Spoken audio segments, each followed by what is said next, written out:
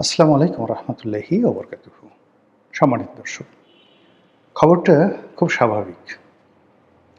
অন্তর্বর্তীকালীন সরকারের একজন উপদেষ্টা একটি বক্তব্য দিয়েছেন। বক্তব্যটা হলো যে ডিপ স্টেট পলিসি বা মার্কিন ডিপ স্টেটের যে থিওরি, এটা তো মোরালেস আমরা সবাই কম বেশি জানি।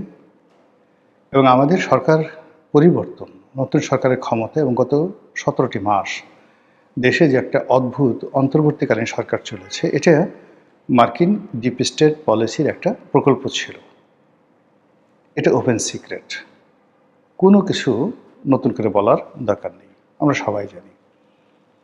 আর এটি যে মার্কিন ডিপ স্টেট পলিসির সরকার ছিল এবং যে সরকার শেখ হাসিনার সরকার, তার যে পতন হয়েছে, এটা আমরা মূলত ডোনাল্ড ট্রাম্প ক্ষমতায় আসার পর তার মুখ দিয়ে এই কথা যখন শুনলাম, তখন আমরা বললাম হায় হায় হায় হায়, এ কী হলো।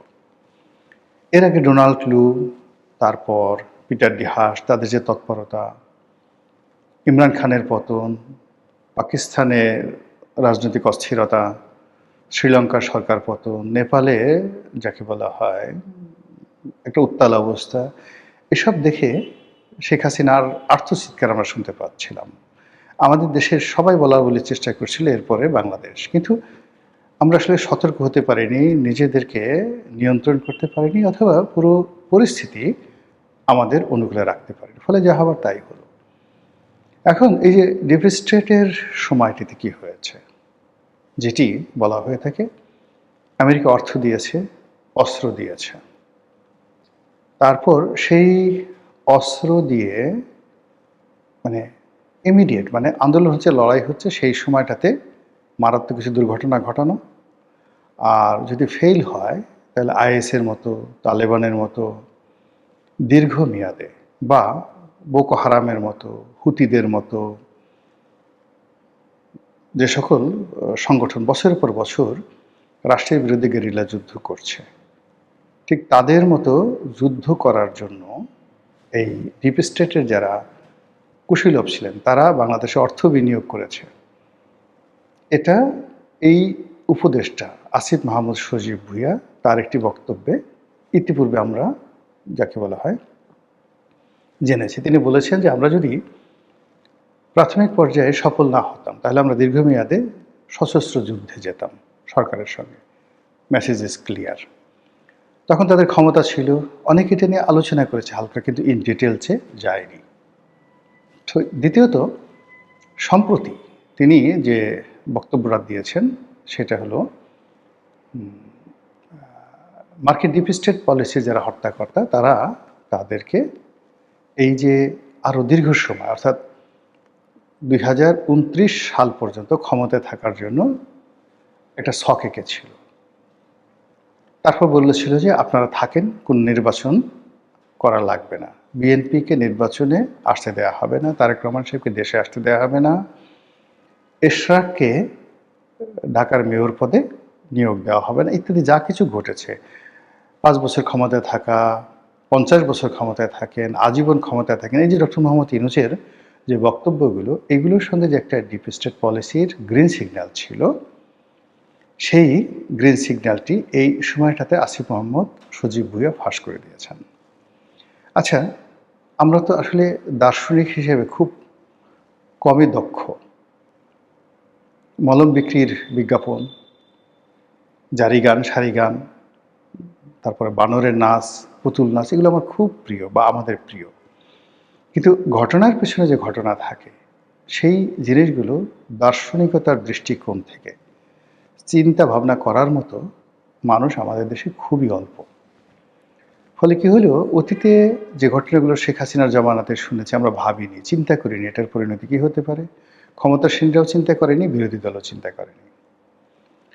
ডক্টর মোহাম্মদ ইউনূসের জামানাতে আমরা যারা কথা বলেছি বা যে সকল ঘটনা ঘটেছে, সেগুলোর effect, after effect, side effect কী হতে পারে, ডক্টর ইউনূস এবং তার সঙ্গী সাথীরা যেভাবে চিন্তা করেননি, দেশ জাতীয় চিন্তা করেননি। আবার এখন তারেক রহমান সাহেব ক্ষমতায় আসছেন, মনে হয় যেন একেবারে 2041 সাল পর্যন্ত ক্ষমতায় থাকবেন, তারপরে তার স্ত্রী ক্ষমতায় আসবেন, তার স্ত্রীর পর তার সন্তান জায়মা রহমান ক্ষমতায় আসবেন, এরপরে নাতিপুতি যারা আছে তারাও ক্ষমতায় আসবেন। ঠিক এইরকম একটা আত্মবিশ্বাস নিয়ে বিএনপি যখন এগুচ্ছে, তখন হঠাৎ করে আসিফ মাহমুদ, সজীব ভুঁইয়া এই মার্কিন ডিপ স্টেট পলিসির কথা কেন বললেন? আমরা এটা নিয়ে আলোচনা করছি, সমালোচনা করছি, কিন্তু এর পিছনে যে একটা বিরাট থ্রেট আছে, হুঁশিয়ারি আছে, হুমকি আছে, এই হুমকির কথা আমরা কেউ চিন্তা করছি না। আমার ক্ষুদ্র বুদ্ধিতে মনে হচ্ছে যে এই আসিফ মাহমুদ, সজীব ভুঁইয়া, আমরা তাকে হাঁস বালক, আমরা তাকে ওয়েস্টিন বালক ইত্যাদি বলে ঠাট্টা মশকরা করি, কিন্তু সবার আগে বুঝতে হবে, মানে আপনারা একটা বিখ্যাত হিন্দি সিনেমা আছে সরফরাশ, নাসিরুদ্দিন শাহ এবং যাকে বলা হয় আমির খান, অসাধারণ একটা সিনেমা অভিনয় করেছেন। সেখানে নাসিরুদ্দিন শাহ মূলত একজন গজল শিল্পী থাকেন, কিন্তু তিনি আন্ডারওয়ার্ল্ডের ডন। তার যে সামাজিক যে পরিচিতি, সেই পরিচিতির সঙ্গে এই ডন পরিচয়টা থাকতে পারে, এটা কেউ বিশ্বাস করতে পারে না। ফলে পুলিশের নাকের ডগায় তিনি বছর পর বছর ধরে তার যে কুকর্ম সেটা চালাচ্ছিল, এবং যখন পুলিশ কর্মকর্তা আমির খান সেটা জানতে পারলো, তার বিশ্বাস করতে তার অনেক কষ্ট হয়েছে, বিশ্বাসই করতে পারেনি। কথাটা বললাম এই কারণে যে বিপ্লবীর কণ্ঠে যখন সঙ্গীত থাকে, তলোয়ারের সঙ্গে যখন বাঁকা বাঁশের বাঁশুরি থাকে, সেটা যে কত বড় ভয়ঙ্কর হতে পারে তা কবি নজরুলের যে এক হাতে বাঁকা বাঁশের বাঁশুরি আর এক হাতে রণতুর্য, এটার ব্যাখ্যা আপনারা পড়লে বুঝতে পারবেন যে এটা কি পরিমাণ হয়। কথাটা বললাম যে আসিফ মাহমুদ, সজীব ভুঁইয়া, সে কাওয়ালি গান গায়, তারপর গজল সন্ধ্যায় টিএসসিতে গজল গান গায়, আবার সশস্ত্র যুদ্ধের সর্বাধিনায়ক রূপে, গেরিলা যুদ্ধের সর্বাধিনায়ক রূপে সে যুদ্ধ করার ঘোষণা দেয়। সে বাংলাদেশের সবচেয়ে পাওয়ারফুল কয়েকটা মিনিস্ট্রি একত্রে চালায় 17 মাসের প্রচণ্ড প্রতাপে, এবং তখন আসিফ মাহমুদ, সজীব ভুঁইয়ার সামনে কেউ দাঁড়ানোর সুযোগ পায়নি। কি মির্জা ফখরুল সাহেব, কি সালাউদ্দিন সাহেব, মানে ওনারা যে আছেন, ইনক্লুডিং তারেক রহমান সাহেব, মানে এই যে আসিফ মাহমুদ, সজীব ভুঁইয়া, তার যে ব্যক্তিত্ব, তার যে পার্সোনালিটি, ওই পার্সোনালিটির সামনে তার যখন ক্ষমতা ছিল, স্বয়ং ডক্টর মোহাম্মদ ইউনূসও তার সঙ্গে চোখাচোখি করতে পারত না। সে হাসতেও না, শুধু কাজ করে যেত, কথা খুব কম বলতো, সবগুলো তার সিদ্ধান্ত ছিল, এবং তাকে নিয়ে এত সমালোচনা হয়েছে সে কখনো রেসপন্ড করেনি। এবং আপনি দেখবেন নাহিদ, সার্জিস, হাসনাত, তারা সবাই আগের মতো লম্ফজম্প করেছে, এখনও করছে, নাসিরুদ্দিন পাটোয়ারি, কিন্তু ক্ষমতা থাকা সত্ত্বেও সে কোনো গুরুত্বপূর্ণ বৈঠকে যায়নি, কোনো বড় কথা বলেনি, এবং রাজনৈতিক যারা নেতৃবৃন্দ রয়েছেন তাদের কারোর সঙ্গে তার এরকম দহরম মহরম সম্পর্ক ছিল, সে শুধু কাজ করে গেছে। যেই মুহূর্তে সে মন্ত্রিপরিষদ থেকে পদত্যাগ করেছে, 1 মিনিটে সে রাস্তায় নেমে এসেছে, আবার আগের মতো রিকশায় চড়ছে, আগের মতো গান গাচ্ছে, আগের মতো স্বাভাবিক চালচলন করছে। It's dangerous. শুধু এতটুকুই বললাম যে বিএনপি যে সমস্ত লোকজন এখন বড় বড় কথা বলছেন, মন্ত্রী, এমপি যে সকল বড় বড় কথা বলছেন, তারা আমার দৃষ্টিতে আসিফ মাহমুদ, সজীব ভুঁইয়ার কাছে শিশু, ইনফ্যান্ট। এত দ্রুত এত পরিবর্তন হয় না।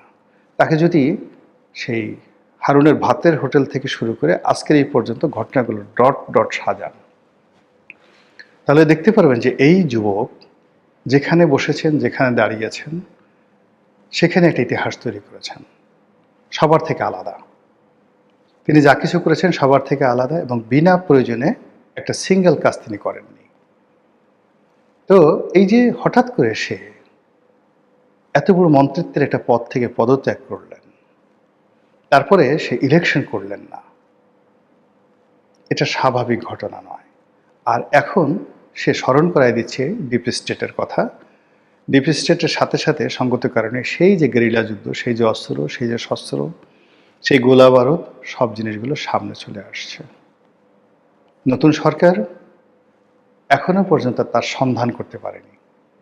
কয়টি অস্ত্র আছে, কত হাজার অস্ত্র আছে, কার কার হাতে আছে, এবং এই অস্ত্র দিয়ে রাষ্ট্রের কি ক্ষতি করা যেতে পারে, সরকারের কি ক্ষতি করা যেতে পারে, রাষ্ট্রের সমস্ত কর্মকাণ্ড কিভাবে অচল করা হতে পারে, এটা সরকার ভাবতেই আছে না। তারা 2041 সন পর্যন্ত ক্ষমতায় থাকবে, এটা নিয়ে নাকে তেল দিয়ে ঘুমাচ্ছে। আর এই সময়টাতে যারা গুপ্ত সংগঠন, যারা আসিফ মাহমুদ, সজীব ভুঁইয়াকে, সেটা ডিপ স্টেটের local partner, foreign partner, promoter যারাই আছেন, যে বিশাল একটা গ্রুপ ঘুমন্ত অবস্থায় আছে, যারা খুব বিনয়ের সাথে চিউ চিউ করে জুলাই সনদ বাস্তবায়নের কথা বলছে, তারপর সংস্কার প্রস্তাব বাস্তবায়নের কথা বলছে। এর মাধ্যমে তাদের সঙ্গে বিএনপি যে সমঝোতা হয়েছিল, সেই সমঝোতাগুলো মূল্যায়ন করার জন্য দাবি জানাচ্ছে। এই দাবির মধ্যে হঠাৎ করে ডিপ স্টেট আসা মানেই ডু ইট, ইমিডিয়েটলি এই কাজগুলো আপনারা করুন, আদারওয়াইজ আমরা আমাদের মতো আগের জায়গায় ফিরে যাব, দুই চোখে অন্ধকার দেখবেন। এটাই আমার ব্যাখ্যা, বাকিটা আল্লাহ ভালো জানেন। আসসালামু আলাইকুম রহমতুল্লাহি ওয়া বারাকাতুহু।